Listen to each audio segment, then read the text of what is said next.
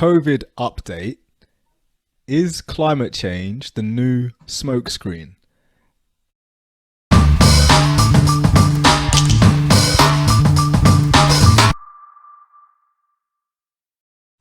I'm Chris Jules Julian, and welcome to the Elite Thinking Club. I'm joined today by my co-hosts Michael and Liz. You alright, guys? Hey. Yeah, very good. How are you?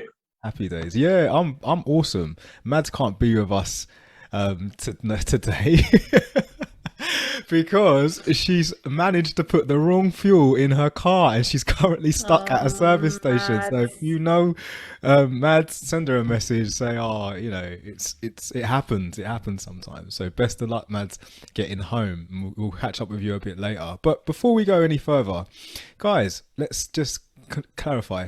You cannot change anything unless you're willing to understand it, and you cannot understand it unless you're willing to explore it. A good debate doesn't get ugly. We may talk of things that make people feel vulnerable, and beliefs held sacred may be challenged because of life experiences, but we're not trying to make people wrong or to incite riot, but simply explore. So welcome to the Elite Thinking Club. Right, COVID update. Is climate change the new smoke screen? And we're going to go into a bit more detail about that after we talk about what, Michael, you said that you wanted to cover. What was it you wanted to cover tonight? It's just an update because we spoke about COVID before and not wearing masks and how dangerous it is. But Liz actually posted something the other day saying that they've just come out with numbers saying that so many of their numbers that they've listed as COVID deaths are actually not COVID deaths. Like some are pneumonia, some are just Heart other, heart attacks, anything. Influenza, anything. Like I was going to say that, but I couldn't say it. Yeah. I couldn't pronounce it. So what you're saying is they're now saying the stats we had before were not true. They're false. Yeah. False stats. Which they did kind of admit that before, but they said it was a smaller percentage. But now it's like, I think whilst they probably think everybody's distracted or everybody's over it, they're kind of just put it out there and admitted. Yeah. Yeah. Now that like 90% of people are vaccinated, they're like, oh, but actually. Yeah. So we've got 90% vaccinated, and then we'll admit, oh, actually, we put the heart attacks, all these other, falling off the ladder, getting hit by a car, whatever. And we're so like conditioned now to forgive instantly. It's almost like, okay, well, that's just the way it is. It's like almost we just made joke out of it. We make light heart out of it because, if you try and get too serious about it, it can really dampen. Like you don't want to get all doom and gloom. So now we're like, oh, there they go. They've finally admitted that. What we knew all along, I've had conversations with people a year ago, and they would say things like, my someone I know has gone into hospital, and they said that the person that went into hospital that they went to see had a health condition, but on like a death certificate they would write COVID related, and it's like, but we knew. Oh, I know so many.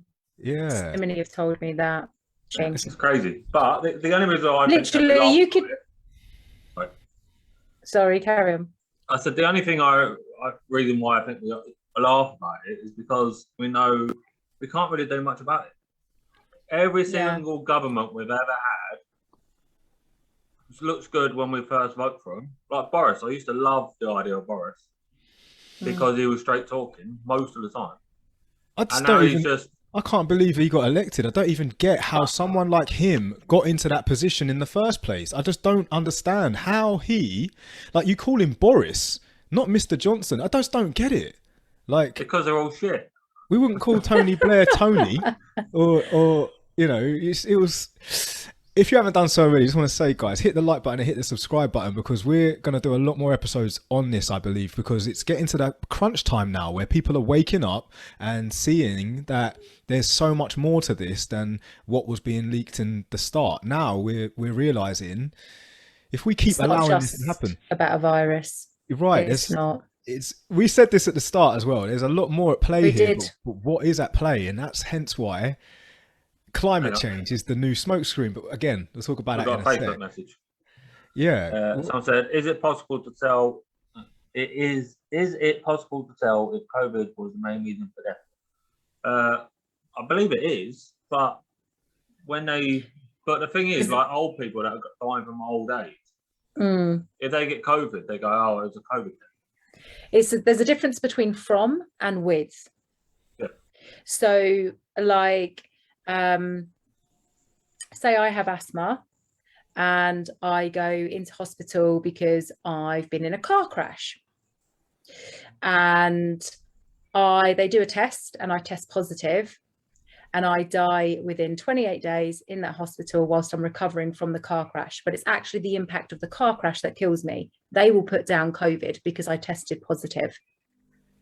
Mm. And on my death certificate would be died with asthma and COVID, because I've got that, but died from is different to with. You can have diabetes, you can have cancer, you can have all sorts wrong with you, and that will come under the, contributing factors, as in with, that's what you've got wrong with you in your body. But from and with are very different things. Well said. It's going to the extreme. It's like someone with AIDS getting his head chopped off and then going, that was AIDS. It was AIDS. There you go. That's a perfect. Yes, there you go. Absolutely. That is, yeah. And the problem is, people are so scared of it. I'm not going to name names on this one, but I normally do, but I won't. But scared of what, Michael? To speak up. People are scared to speak their truth. No, I'm scared of COVID. Yeah. COVID. Somebody that's the tactic. That's the psychological tactic, isn't it? He's a smoker and he had a cough. So he had to stay off work for it. Even though he did a COVID test, 2 of them, and they come up negative, he still had to self-isolate because he had a cough. I mean, we're never going to get anywhere or do anything. The world is literally going to stop if we don't get on with our lives and live our lives. That's it. I appreciate, and I think one good thing that's come from this, well, I'm hoping that will come from this as a positive for everybody, is it's actually made people stop and think. And I'm not naive in what I'm about to say, the majority, I'm hoping, it's made people stop and think about their health and their body and how they treat their body, and how your health is your wealth. From what you put into your body, from how you move your body, from how you, whether you cherish your body, abuse your body, like it's important. Your health is important. And I think where some people really didn't think about it before, they have now because of this. So that's one good positive thing. Another Facebook comment. It was definitely remarkable at how popular getting out and going for a run became. And people started realizing that underlying health conditions can, increase the likelihood of catching or, not surviving COVID. People were out there running like their life depended on it. And as a runner, as an actual runner, I was going out on my routes that I would go out on usually pre-COVID, and there was all these people. I was like, I normally come this way because where have they all come from? It was like they were coming out of the bushes. It's crazy, but good. Let me say another comment. So Lucas again said the reason for doctors signing off for COVID and to speed up the process, because it only needs one signing off. Anything else needs 2. Rather safe than sorry. So that I don't agree with, because they sped up the process to get a vaccination. That I don't think it would be good for me to have. No, so it's not safe than sorry. That exactly it contradicts itself, that comment, because it's not something's been rushed through. It's like you wouldn't half cook a chicken and then eat it, would you? Would you? I mean, if you're really hungry, some people would, but I personally wouldn't. I mean, I don't eat chicken anyway, but that's, But even if it was 100% good, it's still got downside. Every drug has downsides. There's not enough data, study and trials, and that we don't, everybody that's had it, truthfully, that I mean, it's still out there now, and it's set. They're saying their clinical trials are still going on until 2023, and this whole COVID thing is marked down, like with the banking system, till 2025. So it's like 2023, the trials don't even finish. So we're not going to see the aftermath and the effects and the actual data. The data and the study are everybody that's had it. The 90% of the UK that have that have been vaccinated are part of the trial. So whatever happens to them, I mean, it's already happening with the yellow card scheme, with the adverse effects and the deaths that are coming from the vaccine. So we're literally watching a live experiment happen. Yeah, it is a huge live experiment. We are the hamsters, and this is what smacks it. So this is what I find. I don't know why I find it fascinating. However, we're all involved, vaccinated or non-vaccinated. They're not just doing data on the vaccinated, they're doing data on the non-vaccinated. I mean, the millions of people marching the streets, you know, fighting for freedoms and, you know, defending their civil rights and their human rights. They're being recorded too. It isn't like the government are not stupid. I heard something that Elon Musk said a while back. He mentioned how we're not overpopulated. As much as people have this idea that we're overpopulated on the planet, that isn't true. That really isn't true. The governments are very aware of the birth rate every year, and they forward think. So if you have like a boom of babies, you're going to have in 20 years time enough people to provide a workforce, because they'll be 20 years old by then. If there is a dip in that, which it is, has been seen, you need to have a boom. And I think I've witnessed about 5 COVID babies, like out of my friendship groups, due to lockdowns and stuff. Like it does go to conspiracy, but also it isn't conspiracy if people that have a good overview, which they've had for years, are very good at strategic planning. We know we need a population boom. We need it. We need to help influence it. How? You know? Lucas has commented again, sorry. Yeah. Let's hear the comments. He said, safe then sorry was for people being cautious about COVID, not signing off. Yeah, well, that's what I answered. People getting vaccinated just in case. That's what I didn't agree with. He said, no test is just as important, if not more, in an experiment. Well said, Jules. And then CJ just said, yes, Jules. Yo. So okay, let's go in a bit more detail on why we're talking about the climate change smoke screen. Clever wordplay, but it isn't clever wordplay when you think about everything we've just said and why we're using that saying. Because as far as I'm aware, for the last how long we've been doing this now? When was COVID? A year and a half? 18 months. Yeah. So for the last 18 months, I haven't had COVID, and I've done everything the government have said. Like I've gone into lockdown when I had to. I've done my best to keep to the rules, the social distancing, and I won't wear a mask. You know, I don't believe I need to wear a mask. And I also haven't had the vaccines as well, and that's personal choice. But if they're now trying to tell me, you know, the benefits of lockdown helped climate reshape itself, rebuild itself, the amount, you know, when the population isn't out there contributing to climate change, if they now try and tell me that lockdowns are in place to help the planet reset itself, I'm going to be a little bit pissed off about that, because it isn't like, you know. Help me out, guys. What are your thoughts on this? I've just gone on a bit of a tangent, but I want to know what you think. Love the tangent. I 100% agree with you, Jules. I feel like that's like the next emergency they want to throw at us. It's like we've gone from the COVID emergency, now we need to go to, the next thing we want you to fear and be guilty of is climate change. The next thing we want to kind of try and control you with is climate change. And I've been hearing all of these different sort of radio broadcasts and different things via the, you know, social media and news outlets, how the impact of us locking down was great for the planet, and how we may have to have these fire drill lockdowns continuously in order for us to be here and have a planet. Otherwise, we're going to be, you know, wiped out. So again, it's the fearmonger, the scaremongering people. And I just feel like you know, we need a break from it, I think, a bit mentally, but also we've known for a long time the impacts of what we do on our planet. So to me, this isn't something new.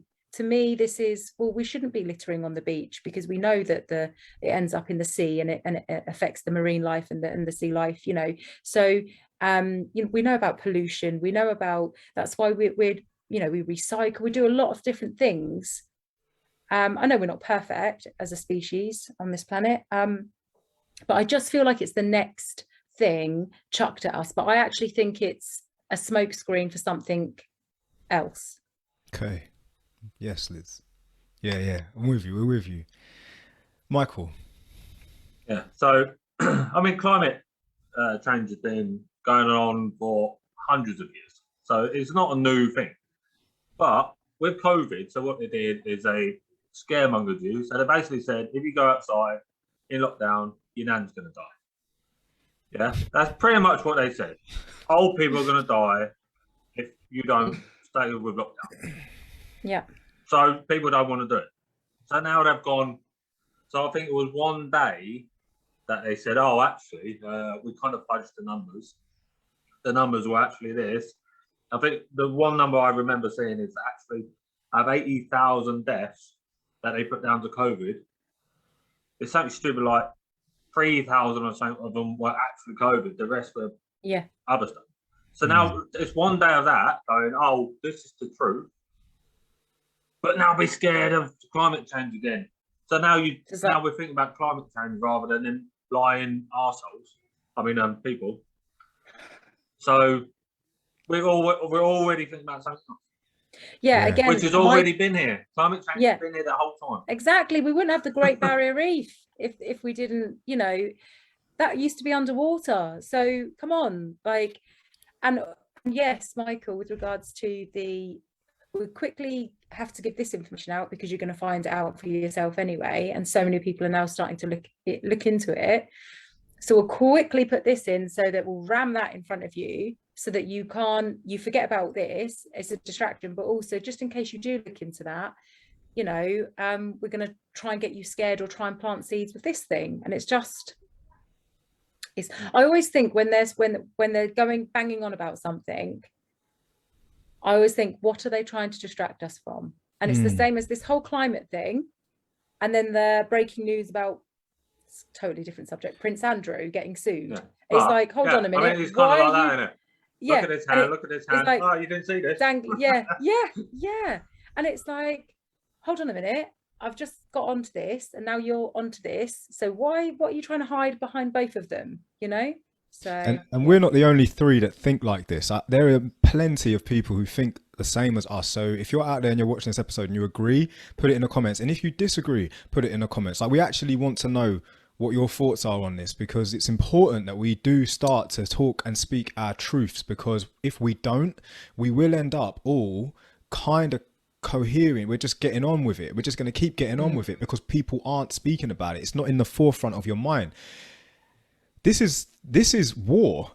As much as it, you know, it's not like full on guns blazing war. It's like a chess. It's a big chess game. They are moving pieces. Psychological warfare. It's psychological warfare. Yeah. And I just feel like it's on our own soil instead of going across. It's a lot closer to home than you think. For your country. Yeah. We're fighting for our country on our home soil. They're doing it to their own people.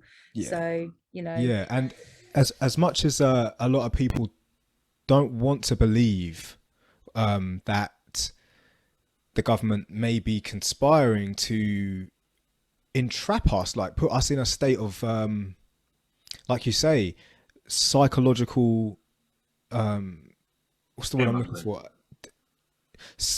Not submissive, submission. You know what I mean? People are, they're like, right, you because I've seen it recently in France now. You know, they're really like testing, like people are like, have you had the vaccine to sit at this restaurant? Have you had the vaccine to go to the hospital? Show me your papers. Yeah. And it's like, terrible. You know, if you don't want the vaccine, you shouldn't be forced, like you say, well, you can't be at this restaurant if you haven't had the vaccine. I think why do they want to force it? Why do they want everybody to have it? Think about it. That's, I mean, that makes we're me not there feel yet. sinister. Yeah, Like we're that not. makes me feel like there's something not right about it. Yeah, and like I said on the previous episodes, like we're not there yet. However, if that does come into our country, I want every police officer to know I am not your enemy. But once the line is drawn, whatever side you're stood on will dictate how I will be towards you, because I'm not choosing to be your enemy, right? Yeah. And if you're telling me you're not choosing to be mine, then I suggest you just walk on by.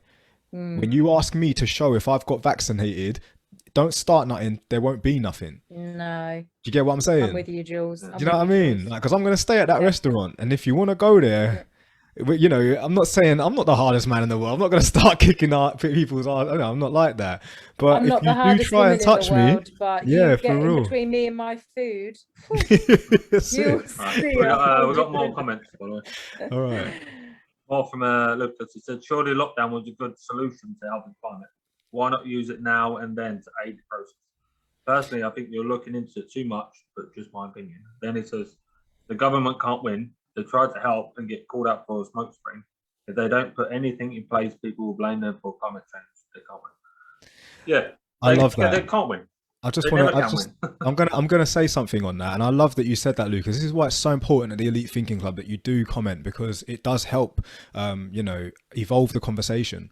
I've said this for a while, especially at the first when we saw the benefits of lockdown. I said, why isn't this like a public holiday? Why don't we do 10 months on, 2 months off, especially around like the Christmas period? Just extend the holiday. Say, right, for the whole of December, the whole country goes into lockdown. Stock up in your pantries, make sure that you got all the food you need. No shops will be open, and we're going to do a whole month. The whole world does a whole month.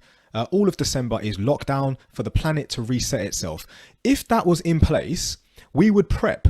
People would know. All the institutions would know as well. Like all the corporate, everything, everyone would know. And it would be like, right, for it, wouldn't they? Yeah, the whole world always goes into lockdown every December. Now, that isn't a form of control.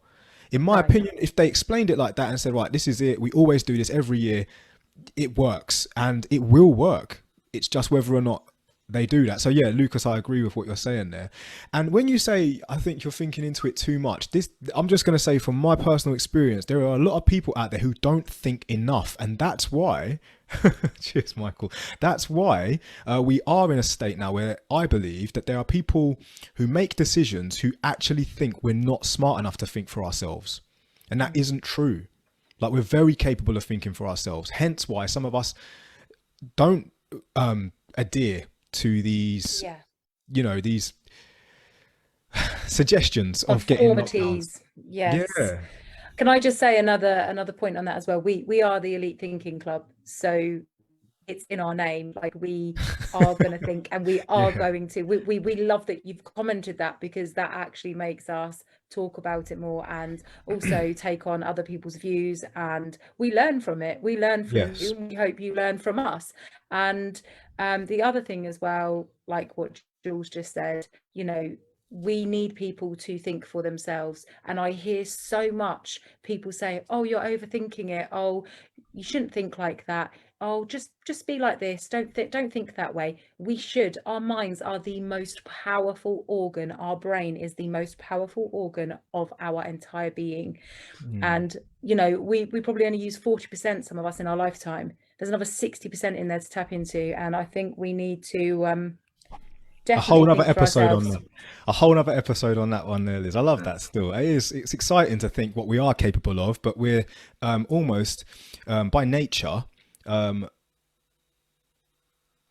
raised in an environment that doesn't promote that growth. It suppresses the growth. And that's why I think it's so important to always think and use your brain. Well, I got a comment, but before the comment, I just want to say something quickly. What I don't want to happen is you become, you know, like back in the 50s, 60s when there were black and white shops. Yeah. I don't want it to be like vaccinated and not vaccinated shops. But that's the way it's going. Or the non-vaccinated are just going to get plowed over, and that we're not going to be able to do anything because everything is going to need a passport.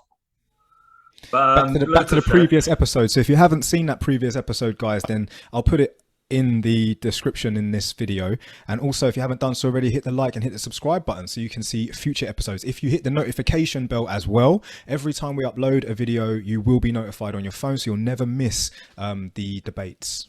Thank you. Go on, Michael. Oh yeah, and if you would like to buy an Elite Thinking Club hoodie, you can. The link's in the a question. Yeah, Michael.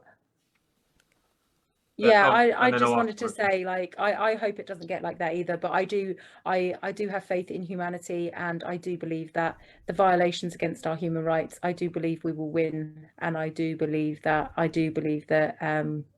we will resist. Yeah. Power to the people. Yes, Liz. Yes. Go on, So Michael. Lucas has asked us a question. It's actually a very good question. Question for you all. What would you do now if you're in the government shoes? What would you do and say in the government shoes? First of all, I wouldn't be corrupt. I wouldn't let the power go to my head, and I wouldn't be bought and sell my soul for backhanders. I would stand for humanity, so I probably wouldn't even be part of the government right now. Yes.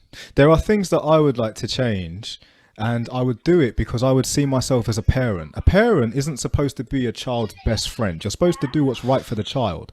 And as a government, take the role of our leaders. They are supposed to do what's right for us. And unfortunately, some of them don't have the balls. When you are told, like, you know, the peer pressure from other people as to how you should raise your child, or how you should do this, how you should do that. There are other ways to tackle climate control. Just whether or not they have the balls to do it. They are, you know, it baffles me sometimes when there is such an obvious solution to a problem, but they just don't do it. I don't understand. Because they're not going to make any money out of it.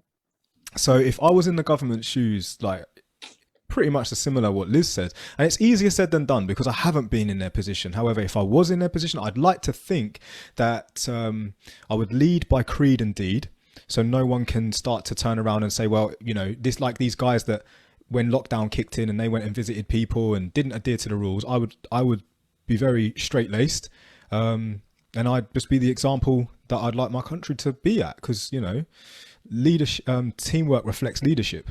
And unfortunately, I feel like that's why our country is so broken, because our leaders are. So if you'd like to vote for Jules to be the next Prime Minister, I am going to be his campaign manager. And I think we need to get out there and get it now. We get it done. We get it done. Vote Jules. All right, thanks. Can I be vice Prime Minister, Vice President? Yeah. Thanks, then. Yeah. He's commented again, but my answer is in two parts. One, I believe that when people are going for Prime Minister, they are honest as much as they can be.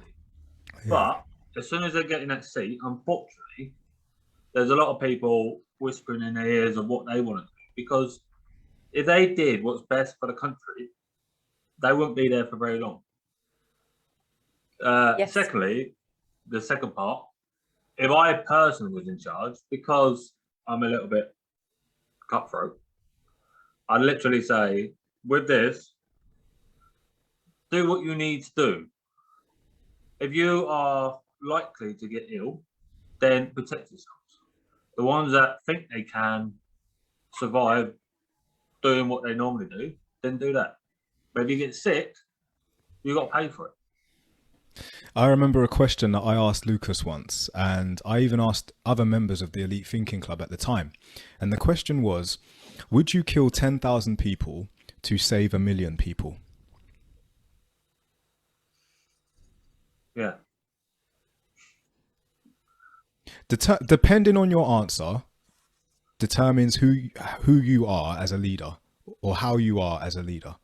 That question is for anyone watching right now. And take your time to think about the answer. Think about how you would have to live with your decision and why you lived with that decision. And that's why sometimes some people are not in positions to be leaders, because that decision isn't for everyone to make. Is it that black and white? It is that simple, Michael, yes.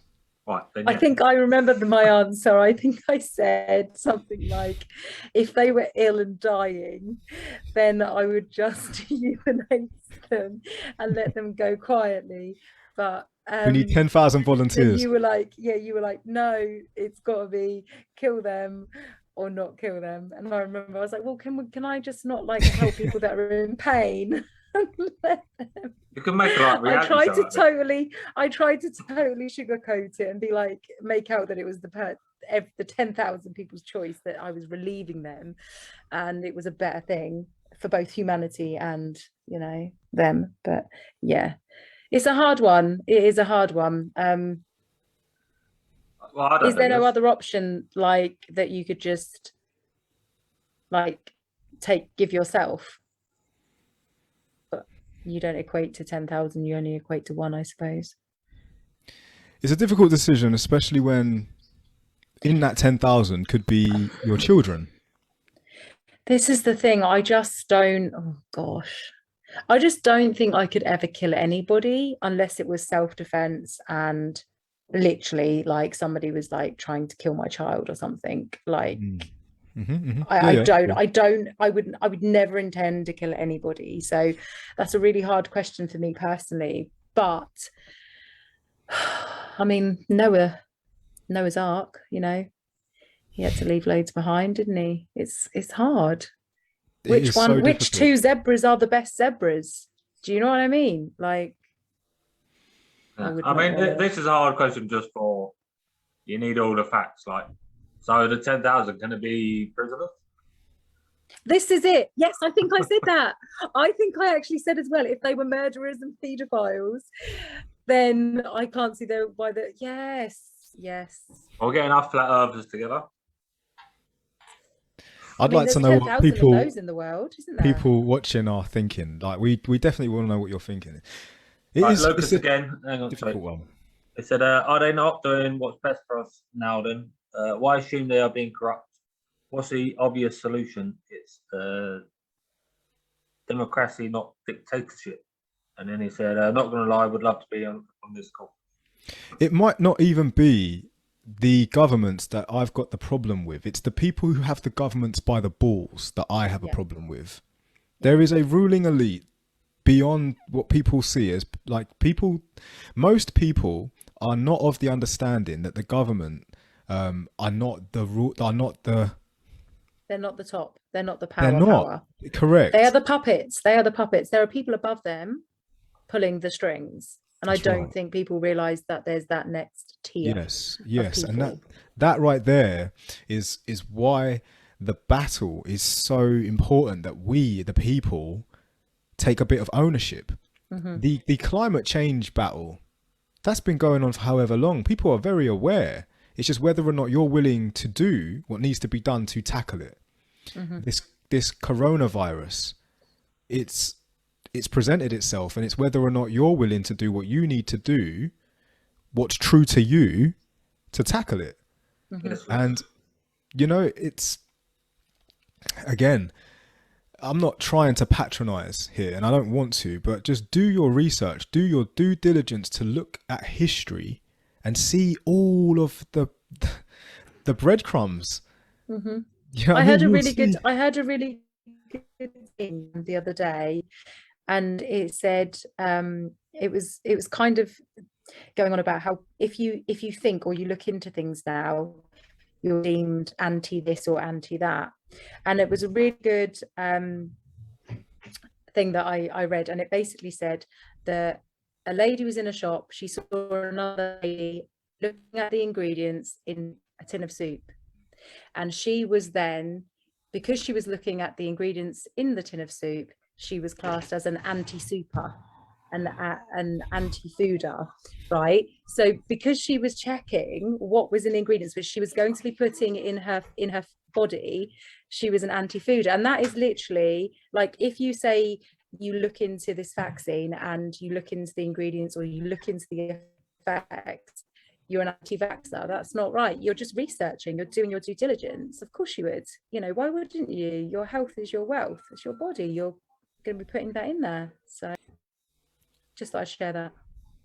This is another important thing about health. It wasn't too long ago when the government pushed the idea that smoking was healthy for you. So people would go out, buy cigarettes, and they would be chain smoking, thinking that it had all these health benefits. Now, we are very aware that there is no health benefit, no positive health benefit to smoking in this day and age. So, and it's so obvious because they're now putting the images of your lungs or the effects on your body on the packet of the cigarettes. But this is the issue with people who don't think. And I mean this with all passion from my heart.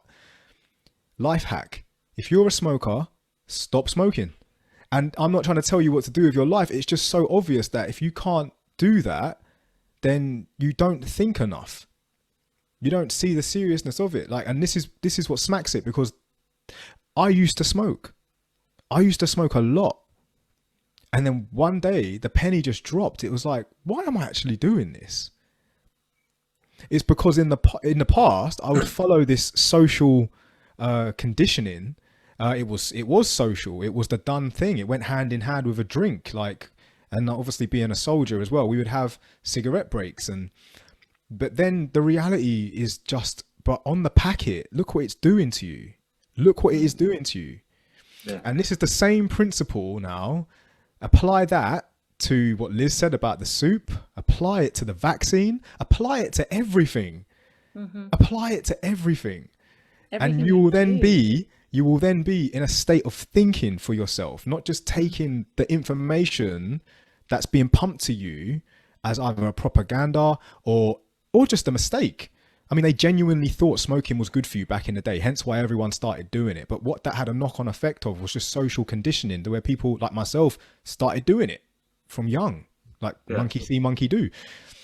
I started smoking from about 6, and then I watched my dad die when I was about 21 from smoking. So not straight away. I was staying up having nightmares because I watched him die in a bed. So I was there fucking, every time I closed my eyes I could just see him take his last breath.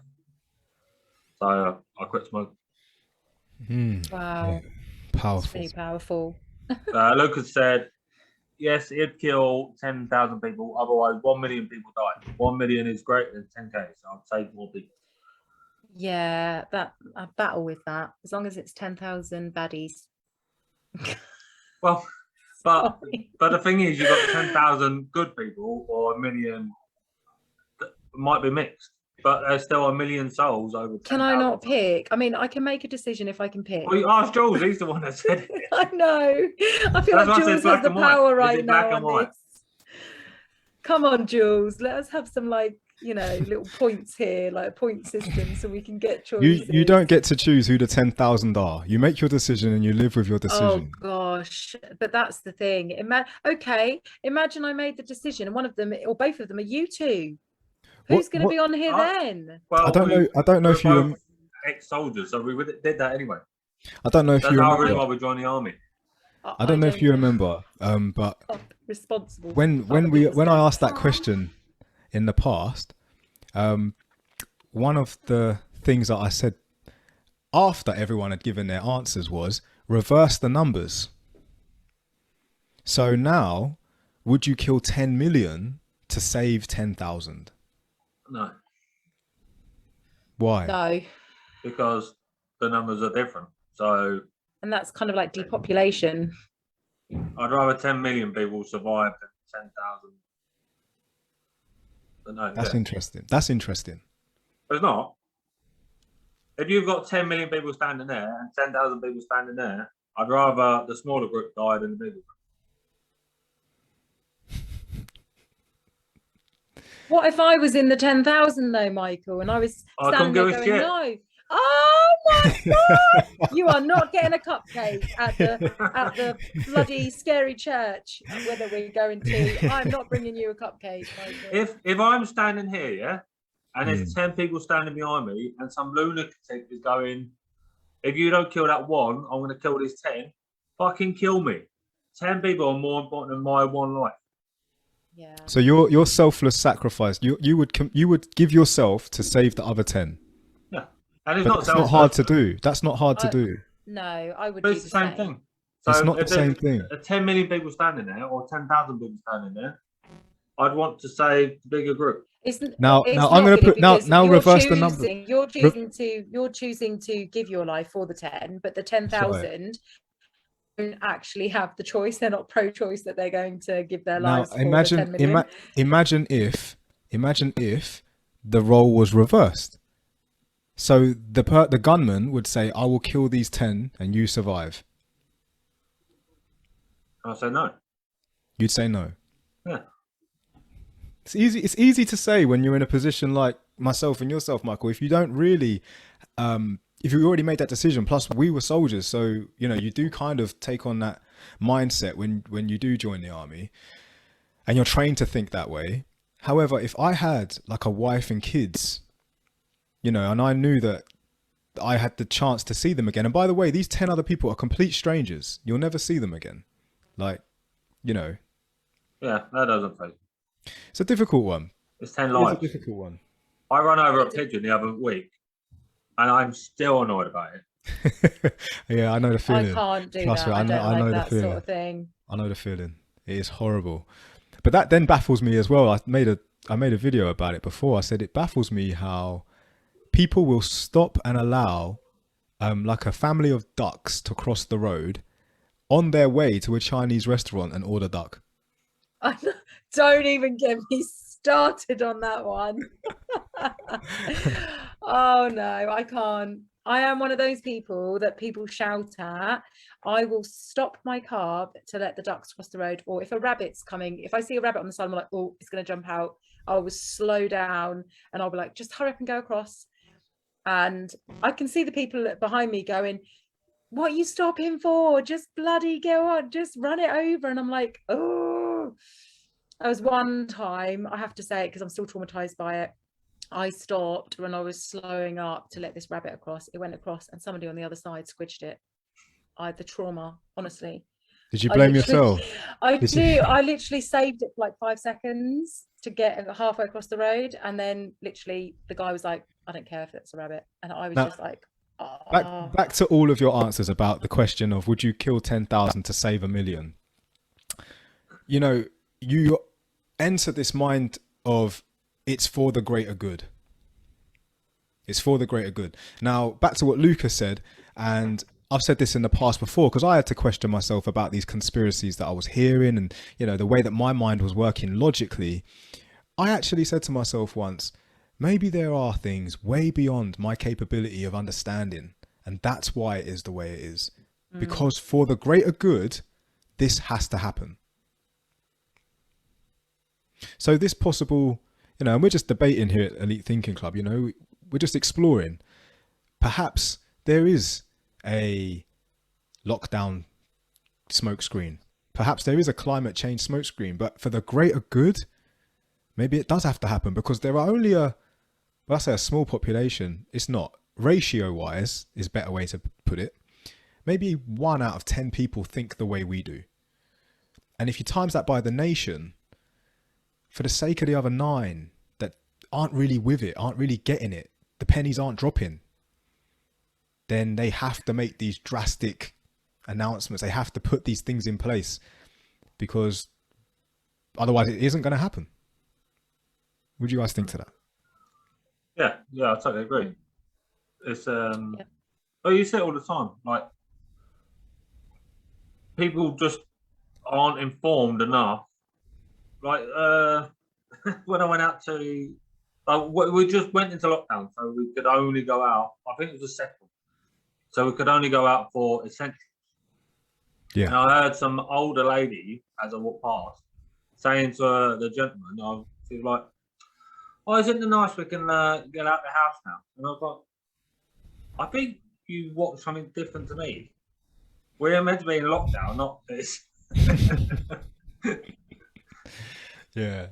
What's his name? Is it Denzel Washington? Denzel Washington said, I love this saying. I this. I think you know what I'm going to say, Liz. Yeah, he said, if you read the news or you watch the news, you're misinformed. But if you don't watch the news, you're uninformed. So it's you know, damned if you do, you're damned if you don't. For real. But that's where it's good to be informed yourself by thinking and educating yourself and looking and delving. And this, you know, the internet is a vast engine of data and information. And, you know, again, like our brains, I don't think we use that half as well as we could. And if we are using it, it's for the wrong stuff, and it's for the distracting things instead of, you know, the more informative and educational and enlightening and empowering and opening our minds to full capacity that they have.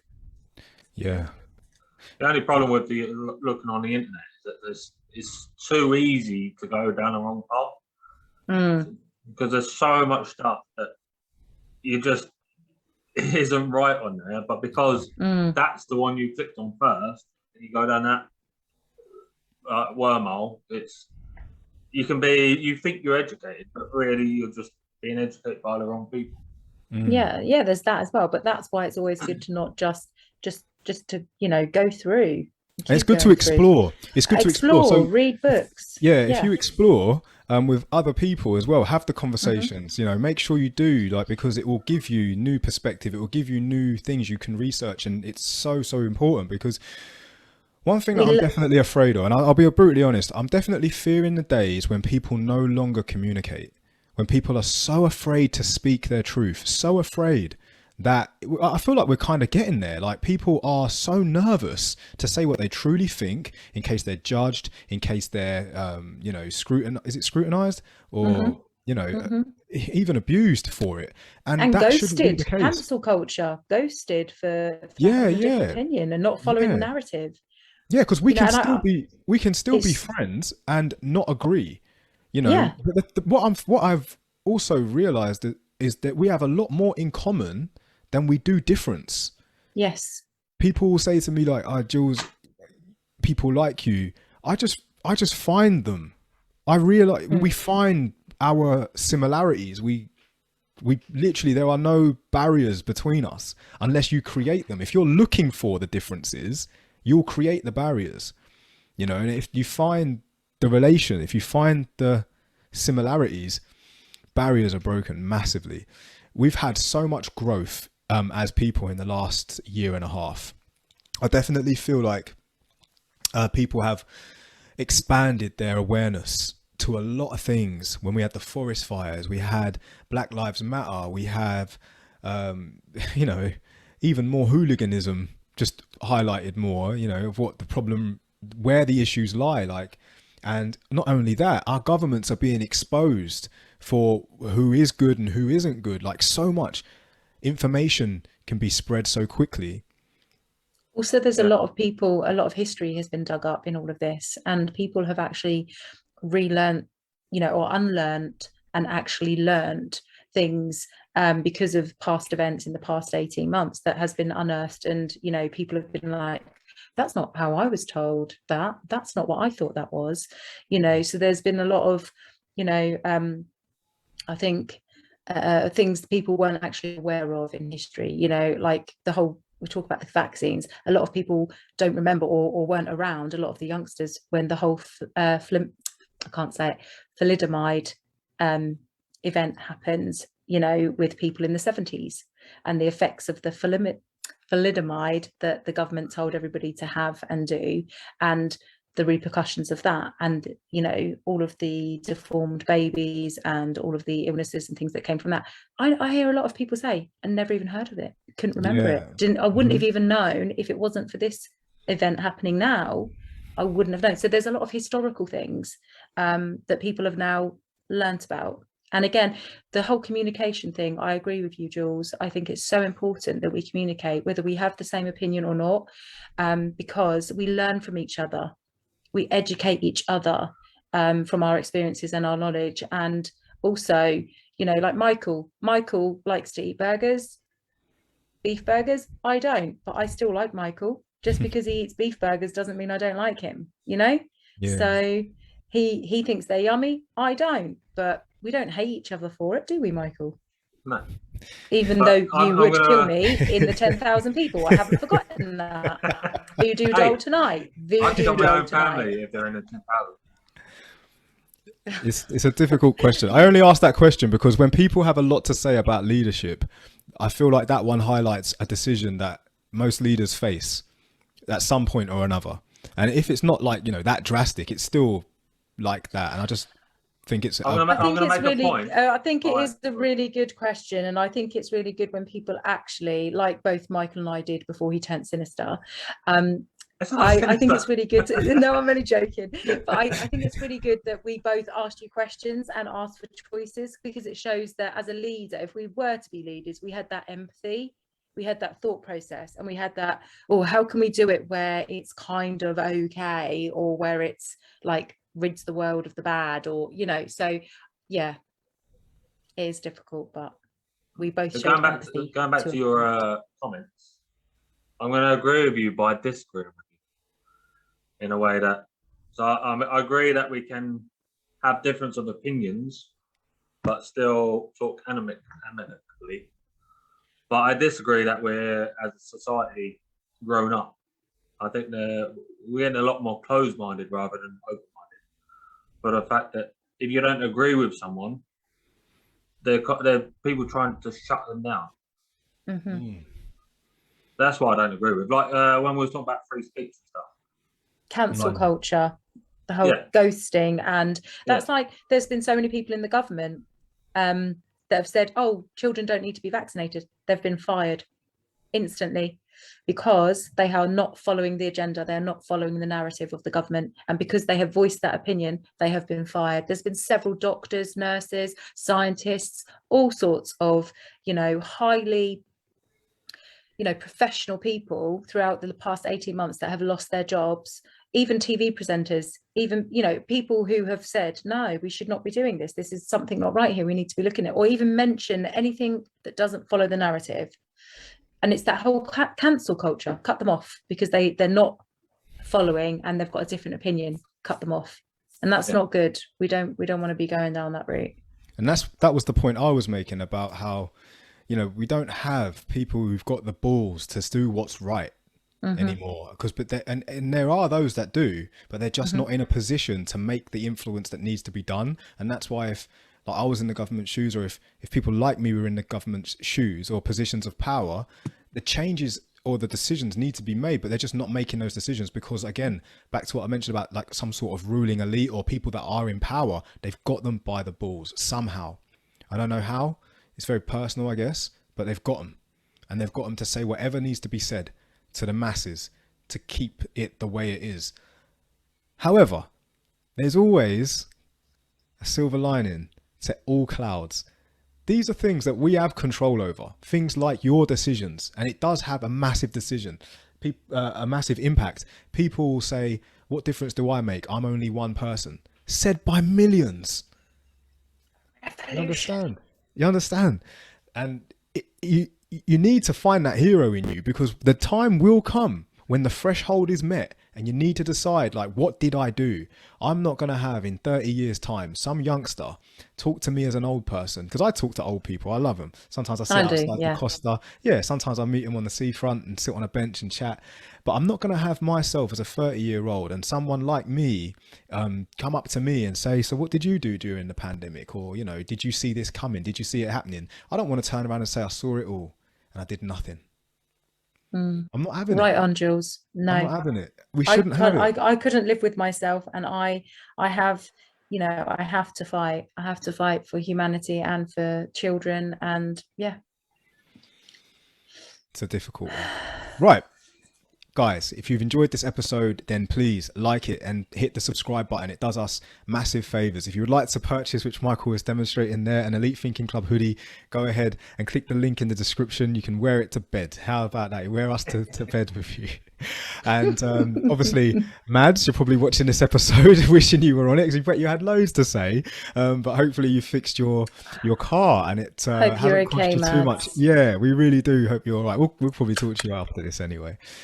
But we really appreciate all of you guys, the viewers. It's so important that we share this information. And if you like it, like I said, hit the like, hit the share, and hit the notification bell as well, so that when we upload episodes, you will always get notified and you won't miss any debates. Liz, Michael, is there anything else you would like to say on tonight? Yeah, just thank you to Luca for commenting, and sorry I forgot the other person, CJ. Thank you for commenting, and Clive. Sorry, Clive. Thanks for your comments, guys. Really means a lot. All right, so from me and my co-hosts, everyone everywhere, thank you for being part of the Elite Thinking Club. So from me and the co-hosts, everyone everywhere, peace and love. Peace and love.